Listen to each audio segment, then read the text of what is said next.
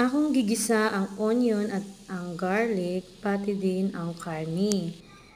So karon ako na karong gibutangan og tubig at pakuluin at timplahan siya na hanggang sa masarap. Lalagyan lang siya ng face sauce o ayan ang tapos lalagyan din ng bell pepper, asin, pwede pud bitsin or magic sarap. So karon pagkatapos timplahan, ilagay na po natin ang alugbati. Yan lang ang tawag ng vegetable. Simple lang ang atong lutuon pero masarap. Pagkatapos timplahan, ilagay na po natin ang alugbati, di ba? So karon maghukad na ko kay para mangaon. Simple lang po. Thank you for watching.